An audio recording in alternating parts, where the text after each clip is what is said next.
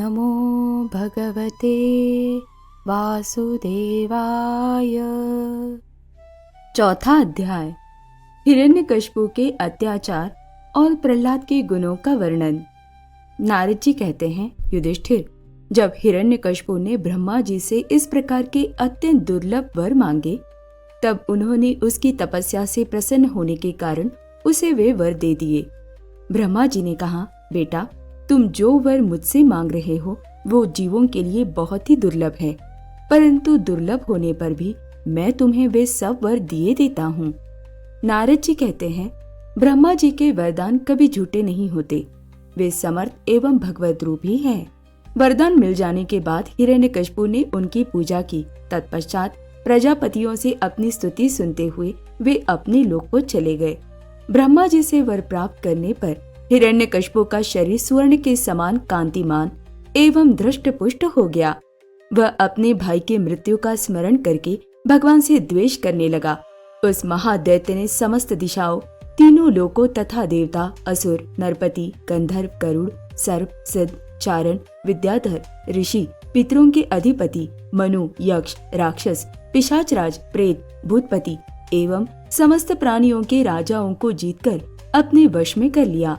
यहाँ तक कि उस विश्व विजयी दैत्य ने लोकपालों की शक्ति और स्थान भी छीन लिए। अब वह नंदन वन आदि दिव्य उद्यानों के सौंदर्य से युक्त स्वर्ग में ही रहने लगा था। स्वयं विश्वकर्मा का बनाया हुआ इंद्र का भवन ही उसका निवास स्थान था। उस भवन में तीनों लोकों का सौंदर्य मूर्तिमान होकर निवास करता था। वह सब प्रकार की संपत्तियों से संपन्न था। उस महल में मूंगे की सीढ़ियाँ, पन्ने की गच्चे, स्फटिक मणि की दीवारें, वैदूर्य मणि के खम्भे और मानिक की कुर्सियां थी। रंग बिरंगी चंदोवे तथा दूध के फेन के समान शैयाएं, जिन पर मोतियों की झालरें लगी हुई थी, शोभायमान हो रही थी। सर्वांग सुंदरी अप्सराएं अपने नुपुरों से रुनझुन ध्वनि करती हुई रत्नमय भूमि पर इधर उधर टहला करती थी और कहीं कहीं उसमें अपना सुंदर मुख देखने लगती थी। उस महेंद्र के महल में महाबली और महामनस्वी हिरण्यकशिपु सब लोगों को जीतकर सबका एक छत्र सम्राट बनकर बड़ी स्वतंत्रता से विहार करने लगा। उसका शासन इतना कठोर था कि उससे भयभीत होकर देव दानव उसके चरणों की वंदना करते रहते थे। युधिष्ठिर वह उत्कट गंध वाली मदिरा पीकर मतवाला रहा करता था। उसकी आंखें लाल लाल और चढ़ी हुई रहती। उस समय तपस्या, योग, शारीरिक और मानसिक बल का वह भंडार था। ब्रह्मा, विष्णु और महादेव के सिवा और भी देवता अपने हाथों में भेंट ले लेकर उसकी सेवा में लगे रहते। जब वह अपने पुरुषार्थ से इंद्रासन पर बैठ गया, तब युधिष्ठिर, विश्वावसु, तुम्रू तथा हम सभी लोग उसके सामने गान करते थे। गंधर्व, सिद्ध, ऋषिगण, विद्याधर और अप्सराएं बार बार उसकी स्तुति करती थी। युधिष्ठिर वह इतना तेजस्वी था कि वर्णाश्रम धर्म का पालन करने वाले पुरुष जो बड़ी बड़ी दक्षिणा वाले यज्ञ करते, उनके यज्ञों की आहुति वह स्वयं छीन लेता। पृथ्वी के सातों द्वीपों में उसका अखंड राज्य था। सभी जगह बिना ही जोते बोए धरती से अन्न पैदा होता था। वह जो कुछ चाहता अंतरिक्ष से उसे मिल जाता तथा आकाश उसे भांति भांति की आश्चर्यजनक वस्तुएं दिखा दिखा कर उसका मनोरंजन करता था। इसी प्रकार खारे पानी, सूरा, घृत, इक्षुरस, दधी, दुग्ध और मीठे पानी के समुद्र भी अपनी पत्नी नदियों के साथ तरंगों के द्वारा उसके पास रत्न राशि पहुंचाया करते थे। पर्वत अपनी घाटियों के रूप में उसके लिए खेलने का स्थान जुटाते और वृक्ष सब ऋतुओं में फूलते फलते। वह अकेला ही सब लोकपालों के विभिन्न गुणों को धारण करता। इस प्रकार दिग्विजयी और एक छत्र सम्राट होकर वह अपने को प्रिय लगने वाले विषयों का स्वच्छंद उपभोग करने लगा। परंतु इतने विषयों से भी उसकी तृप्ति न हो सकी, क्योंकि अंततः वह इंद्रियों का दास ही तो था। युधिष्ठिर, इस रूप में भी वह भगवान का वही पार्षद है जिसे सनकादिकों ने शाप दिया था। वह ऐश्वर्य के मद से मतवाला हो रहा था तथा घमंड में चूर होकर शास्त्रों की मर्यादा का उल्लंघन कर रहा था। देखते ही देखते उसके जीवन का बहुत सा समय बीत गया। उसके कठोर शासन से सब लोग और लोकपाल घबरा गए।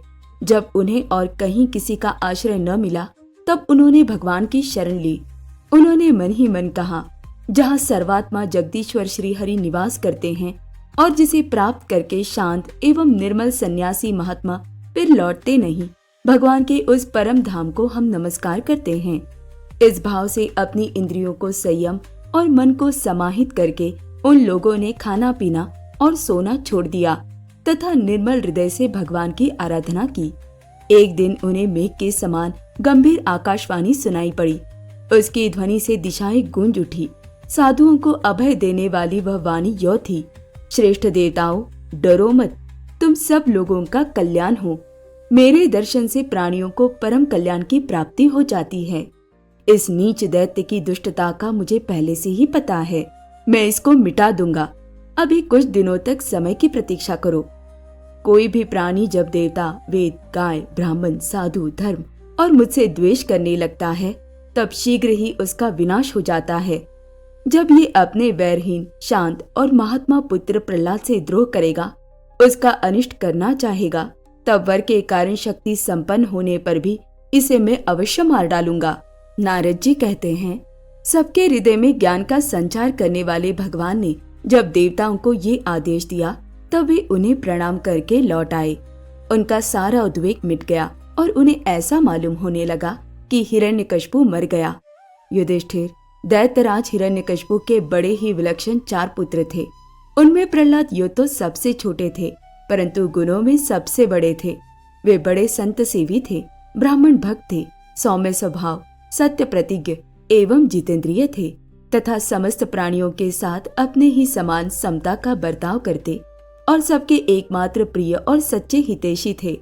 बड़े लोगों के चरणों में सेवक की तरह झुककर रहते थे। गरीबों पर पिता के समान स्नेह रखते थे। बराबरी वालों से भाई के समान प्रेम करते और गुरुजनों में भगवत भाव रखते थे। विद्या, धन, सौंदर्य, कुलीनता से संपन्न होने पर भी घमंड और हेकड़ी उन्हें छू तक नहीं गई थी। बड़े बड़े दुखों में भी वे तनिक भी घबराते न थे।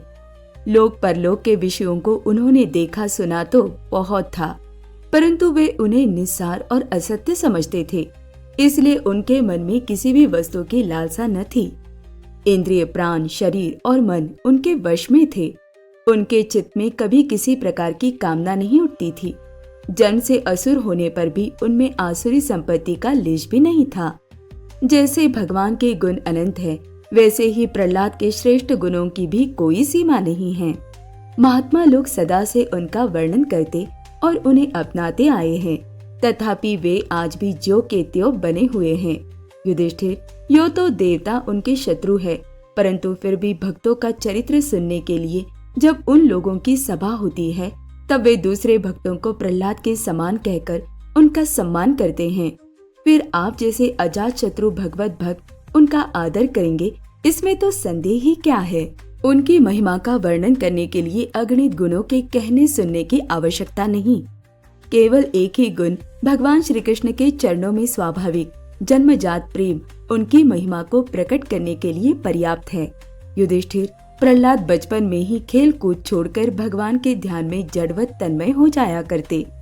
भगवान श्री कृष्ण के अनुग्रह रूप ग्रह ने उनके हृदय को इस प्रकार खींच लिया था कि उन्हें जगत की कुछ सुध-बुध ही न रहती।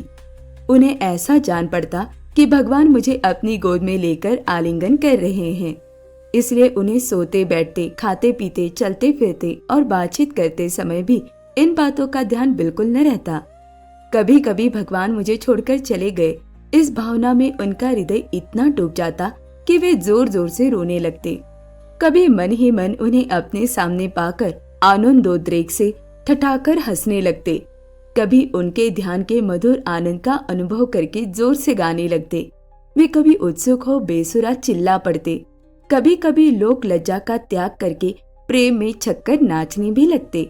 कभी कभी उनकी लीला के चिंतन में इतने तल्लीन हो जाते कि उन्हें अपनी याद ही न रहती, उन्हीं का अनुकरण करने लगते। कभी भीतर ही भीतर भगवान का कोमल संस्पर्श अनुभव करके आनंद में मग्न हो जाते और चुपचाप शांत होकर बैठे रहते। उस समय उनका रोम रोम पुलकित हो उठता। अधखुले नेत्र अविचल प्रेम और आनंद के आंसुओं से भरे रहते। भगवान श्री कृष्ण के चरण कमलों की ये भक्ति अकिंचन भगवत प्रेमी महात्माओं के संग से ही प्राप्त होती है। इसके द्वारा वे स्वयं तो परमानंद में मग्न रहते ही थे। जिन बेचारों का मन कुसंग के कारण अत्यंत दीनहीन हो रहा था, उन्हें भी बार बार शांति प्रदान करते थे। युधिष्ठिर प्रहलाद भगवान के परम प्रेमी भक्त, परम भाग्यवान और ऊंची कोटि के महात्मा थे। हिरण्यकशिपु ऐसे साधु पुत्रों को भी अपराधी बतलाकर उनका अनिष्ट करने की चेष्टा करने लगा। युधिष्ठिर ने पूछा, नारद जी, आपका व्रत अखंड है। अब हम आपसे ये जानना चाहते हैं कि हिरण्यकशिपु ने पिता होकर भी ऐसे शुद्ध हृदय महात्मा पुत्र से द्रोह क्यों किया? पिता तो स्वभाव से ही अपने पुत्रों से प्रेम करते हैं। यदि पुत्र कोई उल्टा काम करता है तो वे उसे शिक्षा देने के लिए ही डांटते हैं, शत्रु की तरह वैर विरोध तो नहीं करते। फिर प्रहलाद जी जैसे अनुकूल, शुद्ध हृदय एवं गुरुजनों में भगवत भाव करने वाले पुत्रों से भला कोई द्वेष कर ही कैसे सकता है? नारद जी, आप सब कुछ जानते हैं। हमें ये जानकर बड़ा कौतूहल हो रहा है कि पिता ने द्वेष के कारण पुत्र को मार डालना चाहा। आप कृपा करके मेरा ये कुतूहल शांत कीजिए। ओम नमो भगवते वासुदेवाय।